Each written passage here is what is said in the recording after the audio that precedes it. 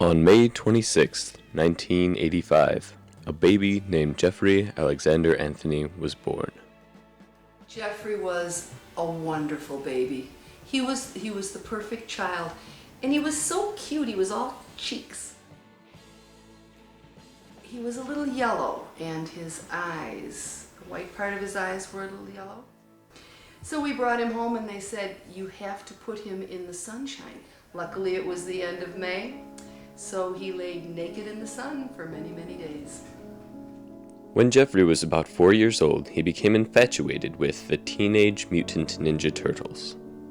And in first grade, Jeffrey became friends with fellow Turtles fan Jeremy Good.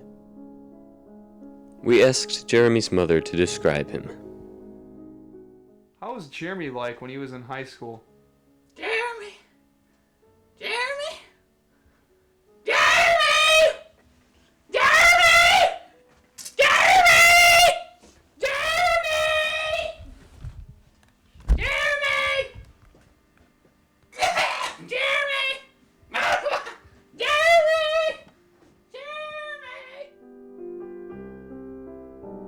Jeffrey and Jeremy remained friends as they grew.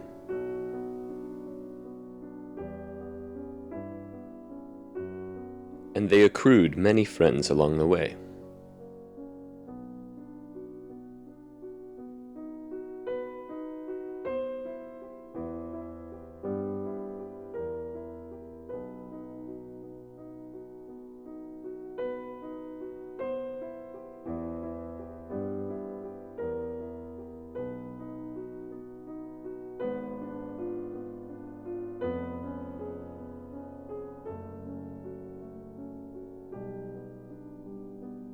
I'm not a ball pirate.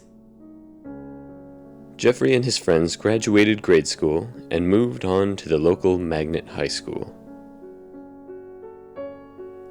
It was at this high school that Jeffrey's life took a tragic turn. He joined the marching band. The band program at his high school was a very big deal, so he took it very seriously. And practiced hard and was always on time for everything and showed up for everything. But what I always enjoyed watching most of all was when he'd play, those famous cheeks would get very, very red, just like tomatoes. It was cute. But the music they played was just a cover for something far more sinister. The band was a cult with many strange and evil rituals.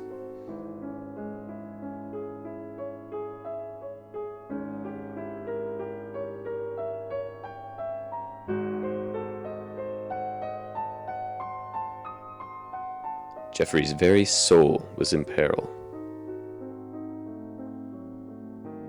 Jeremy knew that something must be done before Jeffrey was completely engulfed by the band. Jeremy observed that the band demanded uniform behavior and appearance from all of its followers. Any band member that stood out in any way was dishonorably discharged. Hope came in the form of Jeffrey's school locker. Jeremy began to post a monthly cartoon in the locker called Where's People. The twisted characters in Where's People were based on Jeffrey's love of looking at large groups of humans.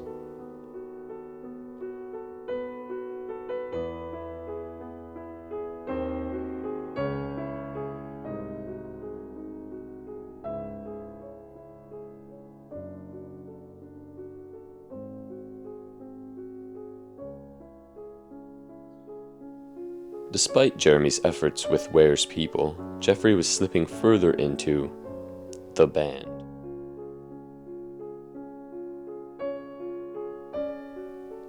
The situation called for something a bit more extreme.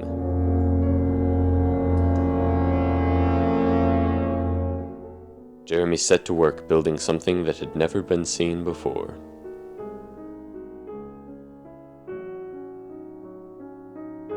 With the project completed, Jeremy just needed to install it in Jeffrey's locker. But Jeremy needed help getting past the high school's tight security. He enlisted the help of Mark Vaughn, a mathematical genius and veteran Jeff Mocker. Unfortunately, Mark had previously signed a statement swearing never to make fun of Jeffrey again. So Mark's involvement was hidden from the public. The last great hope laid in wait for Jeffrey to discover.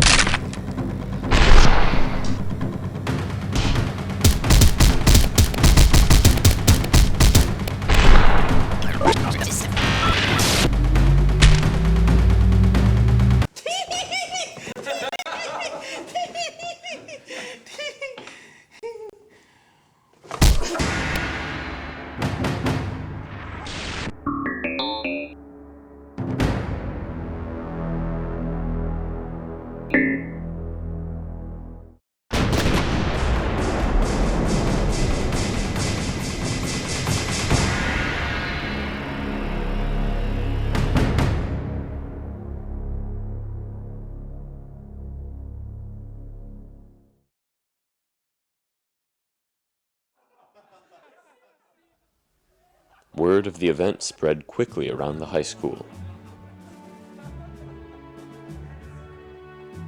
This success was followed by other locker items, such as the life-size Abraham Zayas portrait. The public was now involved. Jeremy handed out invitations to locker parties. Another one of Jeremy's associates, David Van Domelen, began to set booby traps in Jeffrey's locker with the hopes that Jeff would be embarrassed in front of fellow band followers. Unfortunately, one of these traps was accidentally triggered by Jeffrey's mother. Went into the hallway, I opened the locker, and this book fell out on me, and all this other junk was all over the place, and my Neatnik son had a locker that was a total pig pen. I was shocked. He got in trouble. Over the course of their high school career, Jeffrey's friends filled the locker with many interesting items, including but not limited to a pink hippie daisy, Where's Peoples, stickers, raisins, an old sandwich, a shower head, Moon River, a pickled fetus, and a papier-mâché buttocks. There was even a locker telephone installed for homesick freshmen to call their mothers.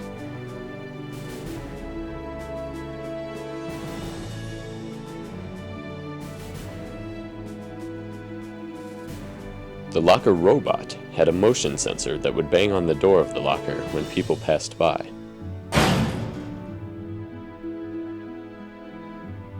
But all of the gadgets and wires in Jeffrey's locker began to draw unwanted attention.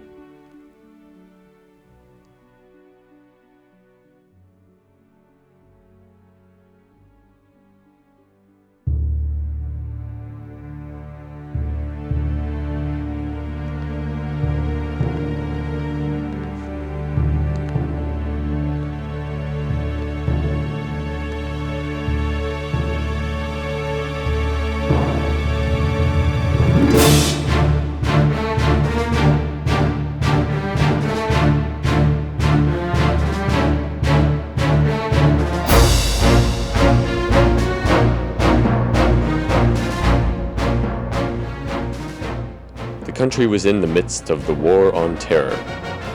Therefore, authorities assumed that Jeffrey's locker was a weapon of mass destruction. Jeffrey and other potential terrorists were put through an intense interrogation.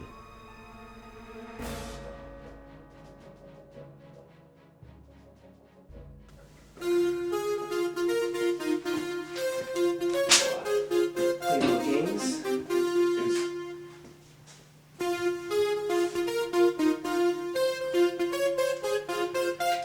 You playing tough guy, huh? No. You see this? I worked hard for this, alright? I'll be back. So you're the punk type, huh? No way. Yeah.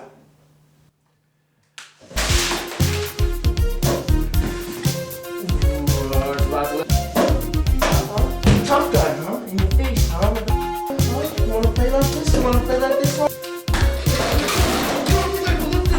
Kidding me? There's a story and there's a bound to lock it up.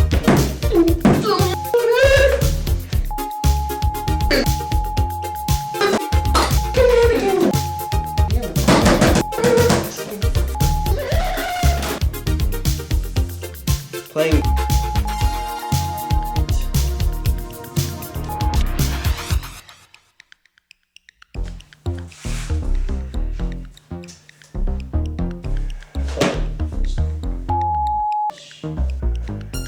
You like that? Huh? Like when I touch your thing, huh? Like that, huh?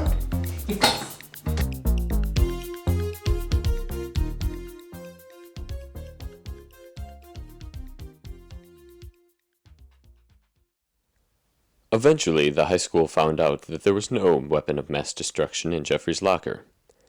The mistake was chalked up to bad intelligence. The terror level was set back down to orange, and Jeffrey and his friends were set free on the condition that they cleaned out the locker immediately.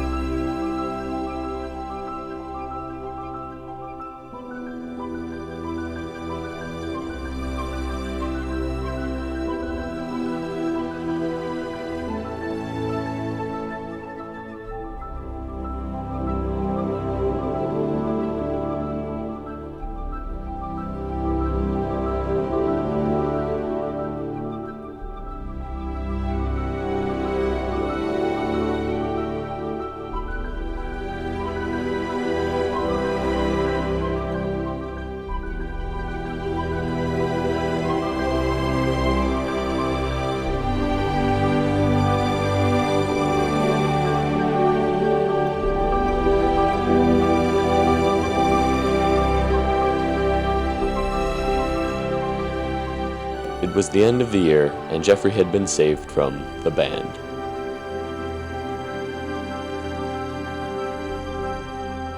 After high school graduation, Jeffrey, Jeremy, and their friends went their separate ways. But they would always remember the times they spent together and the locker that had united them.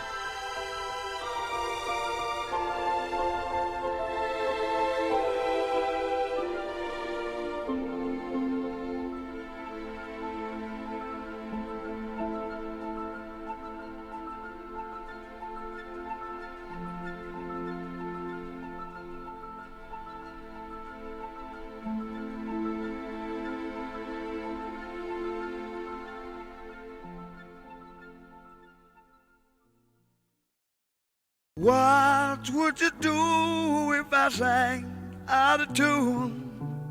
Would you stand up and walk out on me? Lend me your ears and I'll sing you a song. I will try not to sing out of key. Oh baby, how you find? All I need is my buddy. I say I'm gonna